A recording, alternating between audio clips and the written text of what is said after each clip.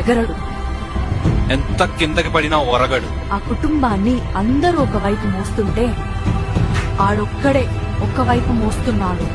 ఆడు అడుగు పెట్టనంత వరకు వాడి మీద ఏ రికార్డు లేదు. వాడు అడుగు పెట్టాక ఏ రికార్డు మిగల్లేదు.